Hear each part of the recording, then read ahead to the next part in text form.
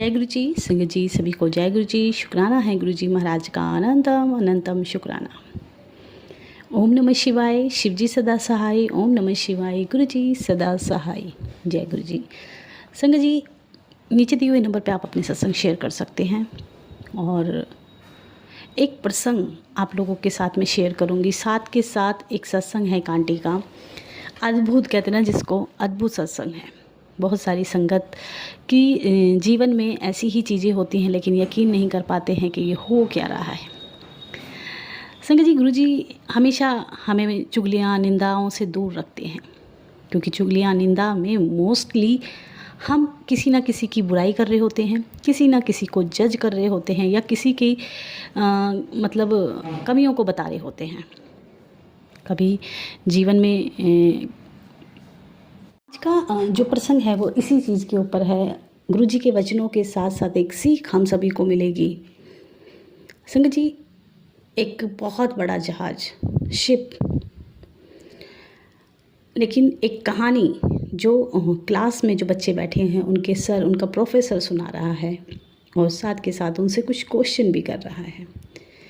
वो सुनाते हैं कि एक जहाज, शिप जो कि बहुत सारे यात्रियों को लेकर जा रहा था, उसमें अचानक कुछ ऐसी खामियां या कुछ ऐसी कमी हुई कि यात्रियों को बोला गया कि फटाफट सब अपनी इमरजेंसी बैग निकालो और फटाफट इस जहाज़ से निकलो, ये डूबने वाला है। घटना प्रोफेसर सुना रहे हैं और बच्चे बड़े ध्यान से सुन रहे हैं। बीच बीच में एक दूसरे को देखते कि अरे अब जहाज़ डूबने वाला है, अब ऐसा होने वाला है, अब क्या होगा, अब सब डूब जाएंगे। क्योंकि प्रोफेसर इस तरीके से सुना रहे थे कि सबको बड़ा ध्यानपूर्वक सुनने में मज़ा भी आ रहा था। सबको इमरजेंसी जैकेट दी गई, मोस्टली लोग निकले, बहुत लोग जहाज़ पे से उतर कर किनारे पे पहुंच गए। अंत में सिर्फ एक इमरजेंसी जैकेट बची और वो जैकेट, एक कपल था, मियाँ बीवी थे और एक बच्चा था छोटा।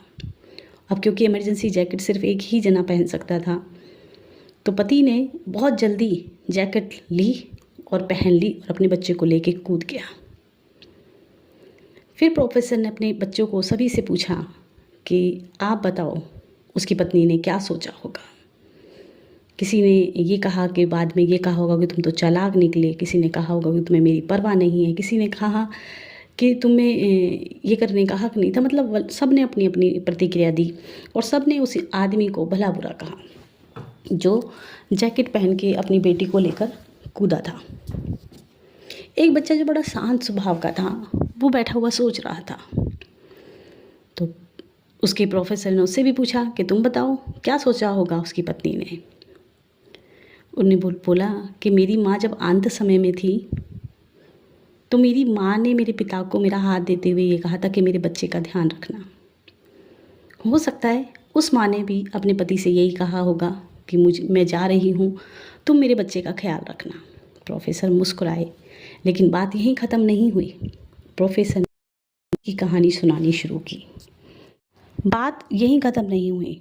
वो इंसान जो अपने बच्चे को लेकर आया था, उसने अपनी पूरी ज़िंदगी अपने बच्चे को दी, अच्छे से पालन पोषण किया, लेकिन जो बच्चा समझता था कि मेरी माँ को छोड़कर मेरे पिता लेकर आ गए, वो कहीं ना कहीं अपने पिता से चिढ़ती थी। वो लड़की, उसको हमेशा ये लगता था कि मेरे पिता ने सही नहीं किया, मेरी माँ को धोखा दिया या मेरी माँ को अकेला छोड़ दिया, बहुत सारी चीज़ें। और यही जजमेंट आसपास के लोग, वो जो माँ थी उसके पेरेंट्स और आसपास के लोग, उनके भाई, सब पूरी ज़िंदगी उस व्यक्ति को कोसते रहे और उसे जज करते रहे। अंत में वो पिता जो दुनिया छोड़कर जा चुका था और वो बेटी जो बड़ी हो चुकी थी, पिता की अलमारी साफ़ करते हुए उसे एक डायरी मिली जो उसके पिता की थी। और उस पिता में ऊपर जो हेडलाइन थी, फर्स्ट पेज पे उसने अपनी पत्नी को एक चिट्ठी लिखी थी, अपने मन की बात लिखी थी और उसने उसमें लिखा था कि मैं तुम्हें बहुत प्यार करता हूँ और क्योंकि तुम बीमार हो थी और तुम्हारी वो बीमारी की वजह से तुम्हारी वो आखिरी ट्रिप थी, कुछ समय में डॉक्टर क्योंकि तुम्हें जवाब दे चुके थे और तुम्हें तो इस दुनिया से जाना ही था। और मुझे, अगर हम दोनों होते तो मैं तुम्हारे साथ ही अपनी जान देता, मैं तुम्हें अकेला नहीं छोड़ता, लेकिन हमारे साथ हमारी बेटी भी थी। जिसकी खातिर मुझे तुम्हें अकेला छोड़ना पड़ा और मैं अपनी सबसे प्यारी चीज़ को उस जहाज़ पर छोड़कर आ गया, क्योंकि मुझे अपने बच्चे का बहुत ध्यान था। मैं अपने बच्चे को अपनी नज़रों के सामने मरता हुआ नहीं देख सकता है। मैं अपनी गलती मानता हूँ, मतलब जो जो उसके मन में भाव था उसने उस चिट्ठी में सब कुछ लिखा था। बेटी जो पिता की लिखी हुई चिट्ठी पढ़ रही थी, जो उसके पिता ने अपनी माँ के लिए लिखी थी, उसके प्यार में लिखी थी, वो अपने आप को कोस रही थी इस बात को सोच कर कि पूरी ज़िंदगी में अपने पिता से नफ़रत करती रही। परिवार के लोग मेरे पिता को उल्टा सीधा बोलते रहे। वही पिता जो सिर्फ मेरे लिए अपनी पत्नी को छोड़कर, अपने प्यार को छोड़कर मुझे बचाने के लिए इतना सब कुछ किया, उसी पिता को मैंने कभी पिता नहीं माना। मैंने हमेशा उससे नफ़रत की। संगत जी, गुरुजी हमें एक अपनी बातों में, हमें वचनों में हमें बोल के गए हैं कि कभी किसी को जज नहीं करो। हर किसी व्यक्ति की अपनी परिस्थिति होती है और वो अपनी परिस्थिति के अनुसार अपने निर्णय लेता है। हम लोग सिर्फ़ और सिर्फ उसे जज करते हैं। हम दूसरे लोगों को ये कहते हैं कि अरे इसने तो अपनी लड़की के साथ किया, इसने तो लड़के के साथ गलत किया, इसने तो अपनी बहू के साथ। हमें नहीं पता वो किस परिस्थिति में है। अपने परिवार को चलाने की, अपनी चीज़ों को संभालने की जिम्मेदारी उनकी है। हम सिर्फ उनकी बातें करके, उनको जज कर कर उनके माड़े कर्मों को अपने ऊपर लेते हैं। और गुरुजी ने एक बार और कहा था कि महापुरुषां नु जज नहीं करा करो। कोई साधु किसी रब कोई साधु के वेश में आया तो तुम्हारी चीज़ें और ज़्यादा ख़राब हो जाएंगी। क्योंकि हमने देखा है कि कई बार किसी साधु को लेके, किसी महापुरुष को लेके लोग बहुत अला वला बोलते हैं, फालतू बोलते हैं। एक एक हम नहीं समझ पाते संगत जी इन चीज़ों को। एक एक शब्द हमारे लिए कितना बड़ा ऋण बन जाता है। आज जो मैं सत्संग शेयर करने वाली हूँ एक आंटी का संगत जी, वो आंटी पहली बार जब गुरुजी के मंदिर गई थी तो उनकी एक बहन थी जो उनको गुरुजी के मंदिर लेके गई थी। जब गुरुजी के मंदिर वो गई थी तो उन्होंने गुरुजी को देखा और देखकर सबसे पहले यही ख्याल आया कि ऐसे भी कोई गुरु होते हैं। क्योंकि उनकी माँ बहुत बीमार रहती थी और वो माँ के लिए गुरुजी के पास गई थी। लेकिन जब गुरुजी को ऐसे चोले में देखा, ऐसे सुंदर कपड़ों में देखा, गुरुजी का वो नूर देखा, तो वो सोचने लगी कि ये रब हैं कि गुरु हैं, ये कौन है, समझ नहीं आ रहा था। और गुरुजी ने उनकी जाते ही पहली नज़र उनके ऊपर डाली और उन आंटी को लगा कि गुरुजी मुझे ही देख रहे हैं। गुरुजी की दिव्य दृष्टि मेरे पे पड़ी है। आंटी ने, क्योंकि जब 4 लोग लंगर करते थे, आज भी 4 लोग लंगर करते हैं, लेकिन कुछ समय के लिए एक बंदे को एक संगत को एक ही थाली में लंगर कराते थे। लेकिन उस समय पे गुरुजी के सामने सब 4 लोग ही लंगर करते थे। आंटी ने लंगर किया और गुरुजी के मत्था टेक कर आशीर्वाद लेकर वो घर आ गई। मन में उनके सिर्फ और सिर्फ अपनी माँ का ख्याल था जो बीमार थी। जब वो घर आई तो मतलब कई दिनों तक आंटी गुरुजी के बारे में ही सोच रही थी कि कैसे गुरुजी थे, कैसा नूर था, कैसे थे। क्योंकि ये सब चीज़ें भी हम नहीं करते हैं, ये सब गुरुजी हमारे दिमाग में डालते हैं। कहते ना, अगर किसी को याद आ रही है किसी की गुरुजी की, तो वो गुरुजी उनको याद पहले कर रहे हैं, तब हम गुरुजी को याद कर पाते हैं। एक दिन रात के 2-2:30 बजे उनका जो डॉगी था वो बड़ी तेज़ भौंक रहा था, बड़ी तेज़ चिल्ला रहा था। आंटी उसको डांट भी रही थी कि चुप हो जा, सो जा, मत परेशान कर, लेकिन वो चुप होने का नाम ही नहीं ले रहा था। वो बार बार जिद कर रहा था कि मुझे बाहर लेके चल। जो गाड़ी आंटी की पार्किंग में खड़ी थी, मतलब जैसे हम खड़ी कर देते हैं मेन डोर के पास अंदर, वैसे खड़ी थी। तो वो डॉगी जो है बार बार उनको पकड़ के खींच के लेके जा रहा था कि मुझे बाहर लेके चल। आंटी को लगा जब कि ये पीछा छोड़ेगा ही नहीं, तो आंटी ने डोर खोला और उसको बाहर लेके गई। बाहर जाके जो आंटी की गाड़ी थी वहाँ पर वो पंजे मारने लगा गाड़ी के अंदर, मतलब बाहरली साइड पंजों से खरींचने लगा। तो आंटी ने सोचा कि पता नहीं गाड़ी में ऐसा क्या है जो ये इतना वो कर रहा है, इतना हाइपर हो रहा है। तो आंटी ने जब जाके देखा तो 2:30 बजे रात की बात है संगत जी, 2:30-3 की।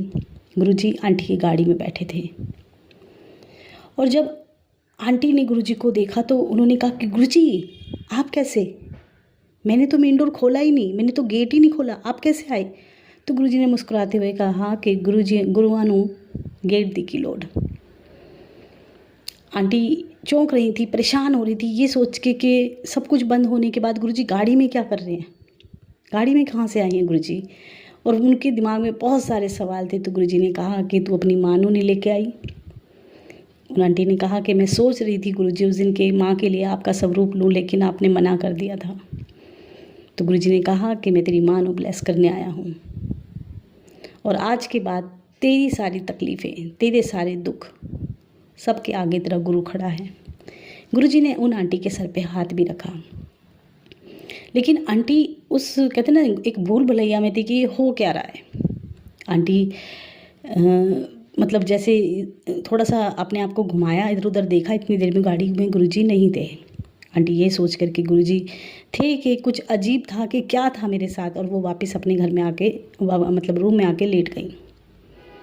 जो पहली बार उनकी कज़न सिस्टर थी जो उनको लेके गई थी, उन्होंने उसको फ़ोन किया और कहा कि ऐसे ऐसे गुरुजी आए थे कल रात को 2:30 बजे।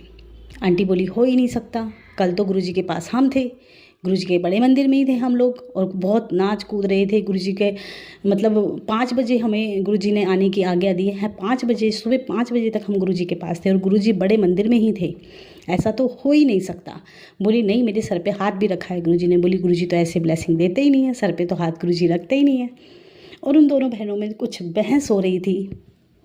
तब उनकी बहन ने कहा ठीक है, अगर ऐसा है तो मुझे आज गुरुजी के पास जाना है, मैं गुरुजी से पूछूंगी। यही सब बातें मन में सोचते हुए आंटी पहुंची गुरुजी के मंदिर, और जैसे ही गुरुजी के मंदिर वो पहुंची और गुरुजी ने सामने उनको देखा, गुरुजी ने तुरंत कहा कि हुण दिखा दिए थे तेरी बहन को नज़ारे। आंटी ने उसके बाद गुरुजी से कुछ नहीं पूछा। आंटी एकदम स्पीचलेस हो गई कि गुरुजी ने तो पहले से ही जवाब दे दिया। यानी गुरुजी मेरी बहन के पास गए थे, उनसे मिलने आ गए थे, माँ को ब्लेस करने गए थे। और कहते ना संगत जी, यहाँ पे किसी चीज़ का हिसाब नहीं होता, जन्म जन्म का हिसाब होता है। उन आंटी के कोई पुण्य कर्म होंगे, पिछले बहुत जन्मों के उनके तप होंगे, तब गुरुजी ने उनको घर जाके ब्लेस किया। संगत जी, एक आंटी जो अपना सत्संग शेयर करती हैं, आंटी जो फेसबुक चला रही थी और बार बार गुरुजी के उनके मैसेजेस आ रहे थे। आंटी को लगा ये कोई क्रिश्चियन गुरु हैं, ऐसे गुरु कहाँ होते हैं, इतने सुंदर कपड़े पहने हुए हैं, इतने डैशिम हैं और बहुत प्यारे लगते थे, लेकिन वो इग्नोर मारती थी, नहीं ध्यान देती थी। क्योंकि आंटी के जीवन में कहती हैं कि 25 साल की शादी में उन्होंने सुकून नहीं देखा, हमेशा वो डिप्रेशन में रही, परिवार के बीच में पिसती रही और बुरे से बुरे हालात उन्होंने अपनी ज़िंदगी में देखे। बोली कई बार ऐसा मन करता था कि सब कुछ छोड़ दूँ, लेकिन कभी कभी अचानक कुछ होने से परमात्मा पहले से ही रोक लेते, कुछ गलत करने से पहले। ये भी उनके ऊपर आशीर्वाद था माता रानी का, और वो हमेशा माता रानी का आशीर्वाद और उनको शुक्राना बोलती हैं, क्योंकि बोली मेरी पूजा और मेरे इतने सब कुछ करने का नतीजा है कि गुरुजी मेरी ज़िंदगी में आए। एक दिन गुरुजी का मैसेज आया कि तेरे बेटे पे बड़ा कष्ट है। आंटी ने इग्नोर कर दिया कि कोई फालतू मैसेज है, और आंटी ने इग्नोर कर दिया। दोबारा फिर वही मैसेज आया कि तेरे बेटे पे बहुत बड़ा कष्ट है, मैं उसको बचा लूँगा, मैं उसको बचा दूँगा। आंटी को लगा पता नहीं क्या है, क्यों मुझे ऐसे मैसेज मिल रहे हैं। एक दिन आंटी बोलती है कि था मेरे बेटे पे बहुत बड़ा कष्ट था, मेरे बेटे का एक्सीडेंट हुआ और मेरे बेटे को खरोच तक नहीं आई, लेकिन उसी रोड पर, उसी हाईवे पर एक और एक्सीडेंट हुआ एक लड़के का, जो कि नहीं बचा। और बार बार गुरुजी यही कह रहे थे कि मैं तेरे बच्चे को बचा लूँगा, उसके ऊपर बड़ा कष्ट है, मैं उसको कुछ नहीं होने दूँगा। जब ये सब चीज़ें हुई और उनके बेटे का एक एक्सीडेंट होते होते बचा, और दूसरे बच्चे की कभी पता चला कि वो बच्चा बचा ही नहीं, उसकी मौत हो गई, तो आंटी को कहीं ना कहीं गुरुजी के मैसेजेस याद आए। आंटी को कहीं ना कहीं गुरुजी याद आए कि गुरुजी यानी बता रहे थे पहले ही। अब आंटी का थोड़ा सा विश्वास गुरुजी पे हुआ। एक बार आंटी को फिर गुरुजी के मैसेज आने लगे कि तेरे पति पे बड़ा कष्ट है। अब तक आंटी गुरुजी पे विश्वास करने लगी थी। पति नहीं करते थे, हस्बैंड नहीं मानते थे, कोई नहीं मानता था, लेकिन आंटी मानती थी। तो और बार बार एक मैसेज आ रहा था कि तेरे बेटे पे पति पे बहुत बड़ा कष्ट है। आंटी को लगा कि हो ना हो गुरुजी सच बोल रहे हैं, लेकिन फिर भी थोड़ा सा डामाडोल उनका मन था कि ऐसे कोई गुरुजी हर बार मतलब बताएंगे और हर बार वही चीज़ होगी। पति कहीं शादी में गए थे और क्योंकि आंटी गांव में रहती हैं, आसपास कोई हॉस्पिटल नहीं है, पति किसी शादी में गए थे और आंटी बार बार उनको मना कर रही थी कि नहीं जाओ। तो उन्होंने कहा नहीं, मुझे जाना है, मैं अपने यार दोस्तों के संग शादी में जाऊंगा। और आंटी बार बार बोल रही थी कि आप वहाँ जाके पिएंगे, पीते खाते हैं आदमी, तो आंटी को थोड़ा अच्छा नहीं लग रहा था। लेकिन अंकल नहीं माने। अंकल को वहाँ जाकर एक साइलेंट अटैक पड़ा। डांस करते करते वो अचानक गिर पड़े। और क्योंकि जहाँ पे शादी थी वहाँ पास में ही हॉस्पिटल था, एक बड़ा हॉस्पिटल था। आंटी के घर के आसपास कोई हॉस्पिटल नहीं था, तो कहते हैं ना गुरुजी तो पहले से ही प्लान करके रखते हैं। अंकल को हॉस्पिटल ले जाया गया। आंटी को फ़ोन किया कि ऐसे ऐसे आपके हस्बैंड को अटैक आया है। उन्होंने पूछा रिपोर्टें, बोले आंटी रिपोर्टें क्या बताएं भाभी, वो सब कुछ ही ब्लॉक है, सारी नसें ब्लॉक हैं इनकी, अब कंडीशन बहुत ख़राब है। क्योंकि एक नस 2 नस ब्लॉक हो तो भी उनकी सारी नसें ब्लॉक थी हार्ट की। और बोले साइलेंट अटैक आया, होश में नहीं आए थे अंकल। बोली मैं बैठ गई गुरुजी के पास कि अगर आप में शक्ति है, आप कुछ हो तो मुझे बताओ, मेरे पति को बचा लो। और बार बार आंटी रो रो के गुरुजी से अरदास कर रही थी, बार बार यही बोल रही थी कि आप बोलते हो ना मैं कष्ट टाल देता हूँ, आप बोलते हो ना मैं ये कर देता हूँ, तो आज अगर आप कुछ हो तो मेरे पति को बचाओ, कुछ भी करो, मेरे पति को कुछ नहीं होना चाहिए। और गुरुजी ने उनके हस्बैंड को बचाया। संगत जी, और भी सत्संग है, आंटी की बेटी का भी सत्संग है। क्योंकि उनकी बेटी को मतलब डरती बहुत थी, कई बार चिल्लाती थी, उसको पता नहीं क्या क्या दिखता था। और डॉक्टरों के पास उसके बार बार इलाज के लिए उसको लेके जाता था। सारी रिपोर्टें उस लड़की की सही आती थी।